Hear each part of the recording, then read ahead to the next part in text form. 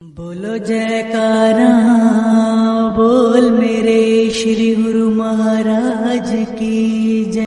गुरुमुखो, जीव का प्रत्येक परिस्थिति में प्रसन्न रहने का स्वभाव नहीं होता। वह कभी शाश्वत सुख का आनंद नहीं ले सकता। ऐसा होना नामुमकिन है कि हर बात जीव के अपने मन के विचारों के अनुकूल हो। फिर जो भी अपने मन के प्रतिकूल घटित होगा उससे जीव को दुख होना स्वाभाविक ही है। मन को नियंत्रण में रखने के लिए पूर्ण सद्गुरु की शरण में आना अति अनिवार्य है। कोई विरले भाग्यशाली गुरुमुख ही सत्पुरुषों के सानिध्य का फैज़ उठा पाते हैं। आम संसारी लोग तो माया की चकाचौंध में भ्रमित होकर सद्गुरु की चरण शरण ग्रहण करने को कोई महत्व नहीं देते। उन्हें सद्गुरु की पाबंदी में रहना नहीं सुहाता। उन्हें इस बात का आभास ही नहीं होता कि सद्गुरु की पाबंदी में ही आत्मा वास्तविक अर्थों में आज़ादी अनुभव करती है। सद्गुरु के हुक्म के बाहर चलने से आत्मा बंधन में पड़ जाती है और 84 लाख योनियों का असहाय दुख भोगने को विवश हो जाती है। एक बार मुसलमानों के पीर जलाउद्दीन जी श्री गुरु नानक देव जी के पास गए। उन्होंने उनसे यह प्रश्न पूछा कि आपने अपनी वाणी में जो गुरुमुख और मनमुख शब्द उच्चारण किए और लिखा है, गुरुमुखी सुखिया मनमुखी दुखिया, कृपया करके आप मुझे गुरुमुख के लक्षण बताने की अनुकंपा करें। श्री गुरु नानक देव जी ने कहा, आप समुद्र मार्ग से मक्का जाओ, वहाँ आपको इस बात का उत्तर मिल जाएगा। पीर साहिब हुक्म पाकर जहाज पर सवार होकर मक्का की ओर रवाना हुए। समुद्र में एक छोटी सी पहाड़ी थी। पीर साहिब जी ने देखा कि पहाड़ी बहुत सुंदर है। उनकी इच्छा उस पहाड़ी पर जाने की हुई। उन्होंने मन ही मन में अल्लाह के चरणों में उस पहाड़ी पर पहुंचने के लिए फरियाद की। यकायक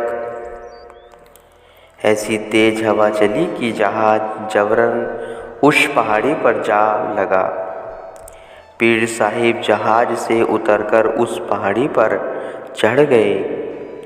वहाँ क्या देखा है कि एक बहुत सुंदर पलंग सजा हुआ पड़ा है। अभी वह यह दृश्य देख ही रहे थे कि अचानक ही समुद्र में मूसलाधार वर्षा आरंभ हो गई। पीर साहिब ने तत्काल ही अपने मालिक से विनय की कि समुद्र में वर्षा की क्या आवश्यकता है। जल वहाँ वर्षाओ जहाँ सूखा हो, यहाँ तो वैसे ही सर्वत्र जल ही है। उनके अरदास करते ही वर्षा बिल्कुल थम गई। यह देखकर पीर साहिब की खुशी का पारावार न रहा। वे अपने आप को बहुत कमाई वाला जानकर फूले नहीं समा रहे थे। थोड़ी देर पश्चात एक महापुरुष उस पलंग पर आकर विराजमान हो गए। उनके साथ उनकी कुछ साधु मंडली भी थी।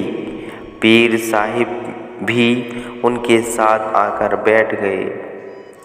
तभी पीर साहिब जी को छोड़कर बाकी सब के लिए ऊपर से भोजन की थालियाँ सजकर आ गई। पीर साहिब जी के लिए भोजन नहीं आया। महापुरुषों के चरणों में अर्ज हुई कि पीर साहिब जी के लिए भोजन नहीं उतरा। उन्होंने फरमाया कि पीर साहिब जी अवश्य ही परमात्मा की रजा के विरुद्ध कोई कर्म हो गया है,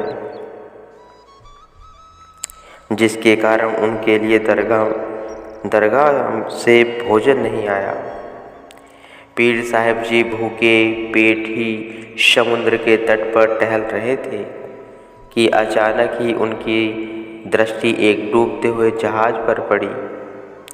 उन्होंने तुरंत ही उस जहाज को बचाने के लिए अल्लाह ताला से फरियाद की और जहाज डूबने से बच गया।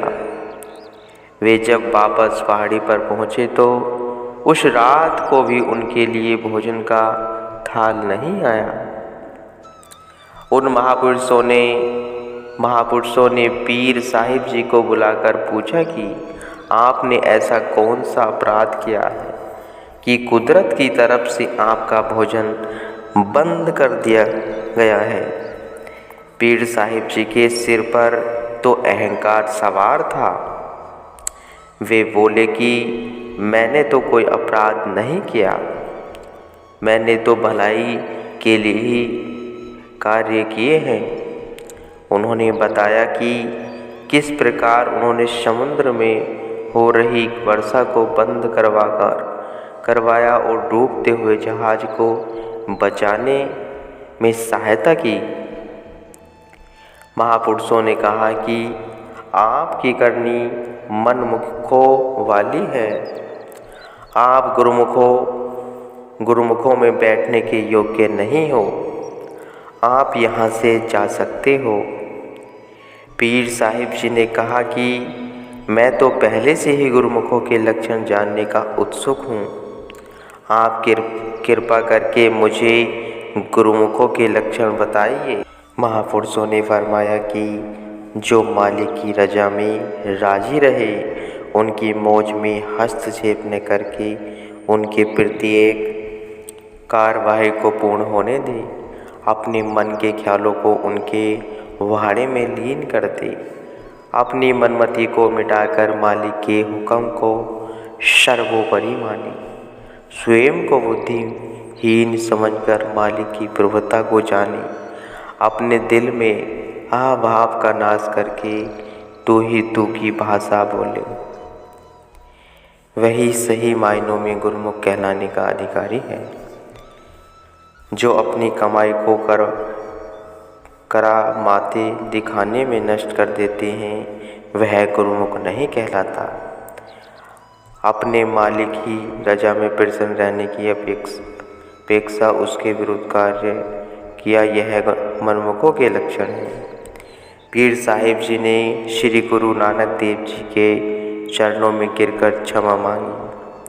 तब गुरु साहिब जी ने उन्हें समझाया कि आपने अपने ख्यालों से वर्षा बंद करवाकर भलाई का कार्य नहीं किया था, क्योंकि समुद्र में ऐसे करोड़ों जीव हैं जो समुद्र का खारा जल नहीं ग्रहण करते। वे केवल वर्षा का मीठा जल ग्रहण करके ही जीते हैं। आपने वर्षा बंद करवाकर उन करोड़ों जीवों को मृत्यु के मुख में धकेल कर पाप कर्म ही कमाया। इसमें पुण्य का तो लेस मात्र भी नहीं। आपने जहाज को डूबने से बचाकर भी अच्छा कार्य नहीं किया। एक तो उस जहाज में समुद्र जीवों का खाना भरा हुआ था और दूसरा उस जहाज का मालिक बहुत दुष्ट प्रवृत्ति का था।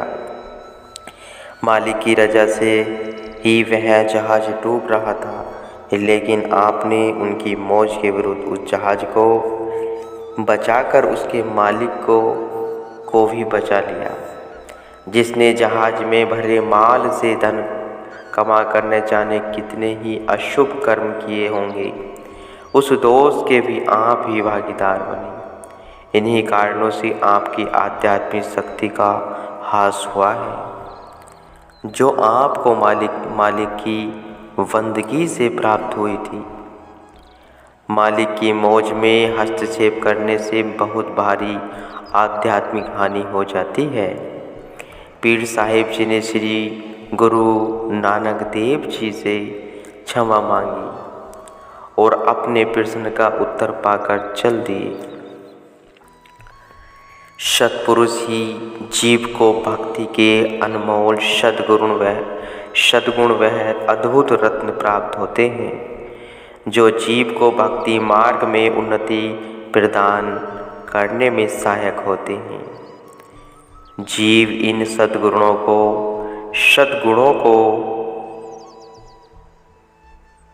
अपने हृदय में धारण करता हुआ मालिक का कृपा पात्र बनकर उनकी प्रसन्नता पा लेता है। सुखमनी साहिब जी में वर्णन आया है, जिसु जन अपना हुक्मू बनाया, सरब थोक नानक तिन्हे पाया। वर्णन करते हैं, मालिक जिस व्यक्ति से अपनी आज्ञा का पालन करवाते हैं, वह सब वस्तुओं को प्राप्त कर लेता है, सब पदार्थ उसके हो जाते हैं। बहुधा जीव लोभ और मोहवश दुनियावी पदार्थों को एकत्र करने की दौड़ धूप में लगा रहता है। वह मालिक के उपकारों को भूलकर संसार में हाय हाय करता फिरता है। ऐसे जीवों के प्रति संत वर्णन करते हैं कि जो मालिक की दी हुई दास में सब्र संतोष न करके और अधिक पाने की कामना करता है, वह तनक यह विचार करे कि मालिक ने जो उसे प्रदान किया है, यदि वह भी उससे वापस ले लिया जाए तो क्या होगा। वर्णन करते हैं, 10 वस्तु ले पाछे पावे, एक वस्तु करनी भी खोटी गवावे। एक भी न दही 10 भी हीरे लाए, ताहू मूड़ा कहू कहा कराए। जीव मालिक से 10 वस्तु प्राप्त कर उन्हें भुला देता है। केवल एक वस्तु जो प्राप्त नहीं हुई है कि चाहत में वह अपना विश्वास गवा बैठता है। यदि मालिक वह एक वस्तु प्रदान करने की अपेक्षा पहले दी हुई 10 वस्तु भी वापस ले लेवे, तो भी मूर्ख प्राणी क्या कर सकता है। तृष्णा बढ़ाने से जीव अधिक दुखी होता है। भगवान भक्तों को सब्र संतोष में रहते हुए देखकर प्रसन्न होते हैं। फिर भी यदि मन माया के चक्कर में फंसकर जीव भूल कर भी बैठे हैं, तो मालिक उसे शिक्षा प्रदान करने के लिए कई अनोखे ढंग से अपना कर उसे संतोष में जीने का पथ प्रस्तुत करते हैं। भगत नानक देव जी एक बार जंगल में से गुजर रहे थे। चलते चलते बुरी तरह से थक गए। वे भगवान को उलाहना देते हुए कहने लगे, जो आपका नाम नहीं सुमरते, आप उनके लिए कोई न कोई समाधान कर देते हो। मैं चलता चलता बहुत थक गया हूँ, मुझे एक घोड़ी चढ़ने के लिए दे दो तो आपका बहुत शुक्रगुजार होगा। भगवान को यह बात पसंद नहीं आई।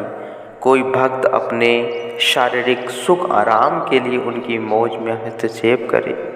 अपने भक्त का हित करने के लिए भगवान एक पठान का रूप धारण करके घोड़ी पर सवार होकर उस जंगल में आ गए। जैसे ही वे भक्त नामदेव जी के पास से निकले तो अचानक ही घोड़ी ने एक बच्चे को जन्म दिया। उन्होंने भक्त नामदेव जी को आवाज़ लगाकर कहा कि इस घोड़ी के बच्चे को अपने कंधे पर उठाकर चलो। भक्त नामदेव जी को चेत हो आया। वे भगवान से क्षमा याचना करते हुए कहने लगे कि मैं पुनः अपने शरीर की सुविधा के लिए आपसे कुछ नहीं मांगूंगा।